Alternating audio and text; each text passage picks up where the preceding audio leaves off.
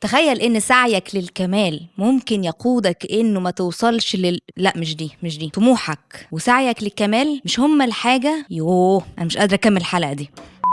تعرف ازاي اذا كنت شخص بيسعى للكمالية؟ اول حاجة لما تلاقي نفسك بتعظم السلبيات وبتقلل حجم الايجابيات. فلو اتقالك 10 تعليقات 9 منهم ايجابيين وواحدة بس سلبية، هتلاقي كل اللي بيدخل في مخك واللي بتكتره طول الوقت هو التعليق السلبي الوحيد اللي وصلك. ازاي ده ممكن يأثر على علاقاتنا؟ فلما تلاقي واحد صاحبك فيه مميزات كتيرة حلوة بس في حاجة واحدة انت ما بتحبهاش، بالنسبة لك الشخص ده ممكن ما يبقاش صديقك المفضل، لانه مش قادر تشوف فيه 100% اللي انت بتتصورها وطول الوقت مستنيها. مقولة قريتها وعجبتني جدا لشخص اسمه روري نولاند، بيقول كده: For the perfectionist, one thing gone wrong means everything is going wrong. لو حاجة واحدة بس حصلت غلط ده معناه ان الموضوع كله باظ. لاني انا بطبعي كشخص بيسعى للكمالية ببقى سوداوي، او رؤيتي للامور لو ما كانتش كلها 100% حلوة يبقى كلها على بعض فشلت. والعكس صحيح، لما حد يقول فيك حاجة ايجابية ما بتفرقش معاك. عادة احنا لما نسمع كلمات ايجابية ده بيشفينا من جوه، بيطمنا، بيحفزنا لقدام، بناخد الكلام ده جد. لكن بالنسبة للبرفكشنست بيحس ان الناس بتجامله، او انه انا مش شايف الحاجة اللي انت قلتها لي دي ان هي فعلا فيا. دايما بيصغر من قيمة وحجم الحاجة الحلوة اللي اتقالت له. تاني مؤشر هو التوقعات العالية والغير واقعية اللي بحطها لنفسي لو انا شخص بيرفكشنست،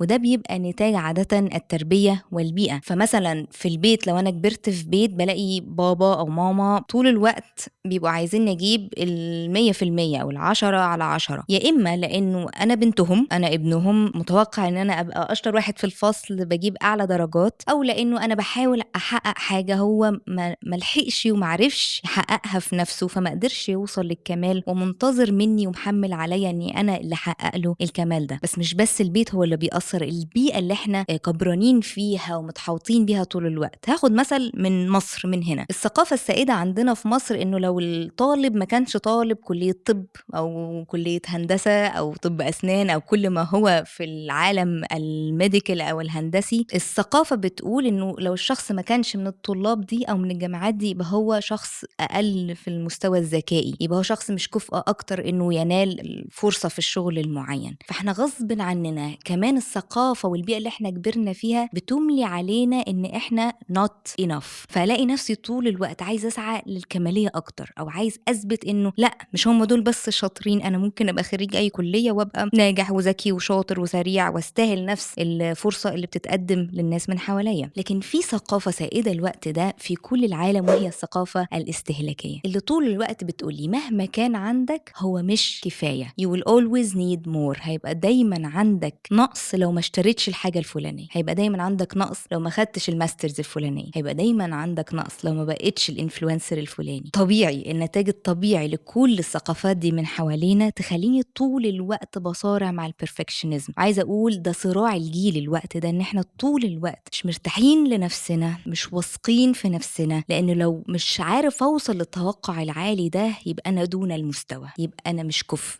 يبقى انا not good enough. تالت مؤشر يقول ان انا شخص بيسعى للكمالية ان انا عندي ما يسمى بالمغالطة المنطقية all or none، او black and white thinking. ياخدها كلها يا ما خدهاش خالص، ينجح فيها وابقى اشهر واحد في الدنيا، يا انا ولا حد في الدنيا، يا الصورة كاملة يا ما بقاش فيها خالص. ودي مغالطة منطقية غصب عننا بنفكر فيها، انه لو انا رحت مكان اجتماعي ومحتاج اثبت وجودي في المكان، لو مش كل الناس سلمت عليا يبقى بلاش انزل احسن. لو مش كل الناس رأيها فيا ان انا شخصية حلوة وحبوبة واجتماعية يبقى بلاش المجتمع ده خالص. الموضوع في البرفكشنزم مش مرتبط بس بالشغل، احنا هنلاقيه بيتشعب ويتوغل في علاقاتنا الاجتماعية من غير ما ندرك، وده بيهز السلف استيم جوانا. ثقتنا في نفسنا مع الوقت بتتهز بسبب ان احنا طول الوقت راسمين صورة الاول اور نان، وعادة لاني مش قادر اوصل للاول، وغالبا محدش بيقدر يوصل للاول، برتاح في النان وبنسحب وبدخل في حالة عزلة، وبالتالي بيبقى فيه دروب drawbacks بتحصل لي نفسية زي الاكتئاب أو الانكزايتي بأي نوع من أنواعها، لأني ما قدرتش أشجع نفسي أو أتحدى نفسي إني أقاوم واسترتش نفسي إني أوصل وآخد 1% which is more than enough في اللحظة هنا والآن. إزاي ممكن أعالج البرفكشنزم أو السعي للكمالية؟ إنه طبيعي البني آدم هو بيبدأ سكة شايف الان ديستنيشن، الوجهة النهائية اللي هو عايز يوصل لها، بس الصورة بتوضح لنا إزاي إن أكتر حاجات كانت ممتعة بالنسبة له ما كانتش الديستنيشن، كانت المراحل اللي هو عدى فيها والمحطات اللي عدى فيها. اكتشف نفسه، اكتشف ناس، اكتشف مهارات وتفاجئ بنفسه بيها. هو استمتع بالرحلة أكتر من إن هو استمتع إن هو وصل للديستنيشن. زي ما بيقولوا كده الكنز في الرحلة. وده اللي يخلينا نحكي في أول حل من الحلول دي، إن أنا أتعلم إزاي إن أنا أحتفل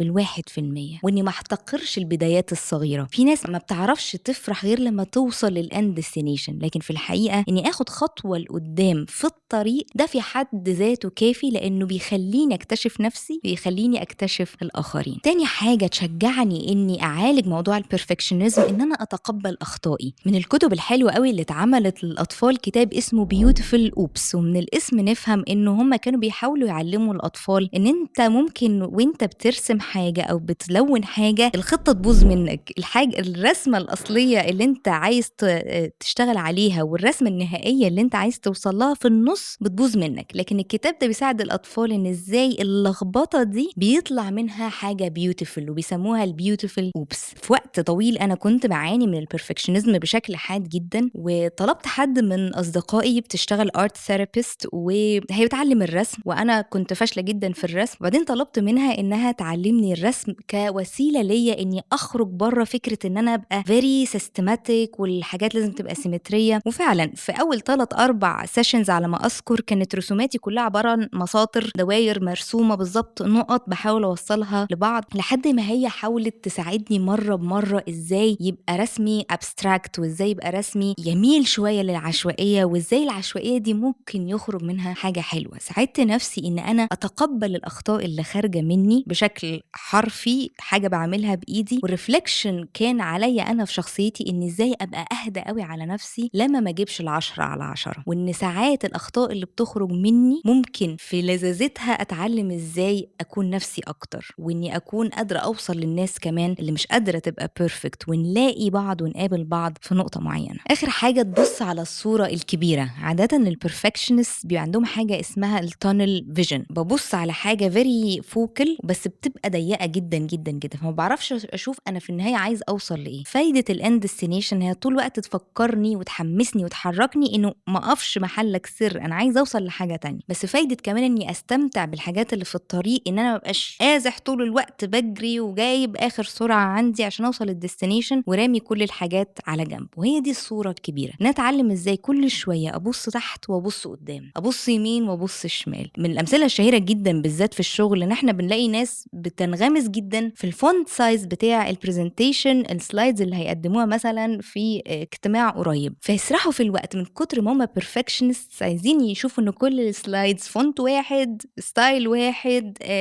بيدخلوا كل تفصيله في سلايد لحد ما يلاقوا فجاه الميعاد جه وهم مش متاهلين كفايه لا نفسيا ولا جسمانيا ولا حتى راجعوا بقيه البرزنتيشن، مجرد ان هم مركزين عندهم التانل فيجن ان هم مركزين على حاجه واحده بس في كل البرزنتيشن. احنا كتير بنمارس ده في اشغالنا، كتير بنمارس ده في علاقاتنا بالذات واحنا بنقيم بعضنا البعض. عندي فوكال بوينت، تانل فيجن، شايف حاجه واحده بس وهي دي الحاجه اللي انا عايز اصلحها، بطبق ده على نفسي. وعايزه اقول ان اكتر ناس بتتعب من البرفكشنست هي نفسها. يعني لو انا شخص بيرفكشنست في علاقه مع ناس، انا اكتر واحد بيتعب من الطبع ده، لاني ببقى طول الوقت مش راضي عن نفسي، وطول الوقت لو الحاجه دي ما اتصلحتش، لو الحاجه دي ما بقتش 100%، انا طول الوقت مش ساتيسفايد ومش قادر اثق في نفسي. فاعرف ازاي اذا كنت انا شخص بيرفكشنست؟ لو انا بعظم السلبيات وبقلل حجم الايجابيات، لو انا بحط لنفسي توقعات عاليه جدا ومش واقعيه، لو انا بمارس المغالطه المنطقيه اللي بتقول all or none. ازاي اساعد نفسي عشان اغلب حته البرفكشنزم عندي؟ ان انا ما احتقرش البدايات الصغيره، ان انا اتعلم اتقبل اخطائي واسمح لبعض من العشوائيه تدخل حياتي، وان انا طول الوقت افكر نفسي بالصوره الكبيره ووسع الفيجن بتاعتي لحاجه اكبر من دلوقتي وهنا وانا واقف فين النهارده. لو عجبك الفيديو ده وشايف انه هيفيد حد من اصحابك صحابك البرفكشنست بليز ابعت له واعمل شير لللينك ده معاه، وما تنساش تعمل لايك وسبسكرايب للشانل.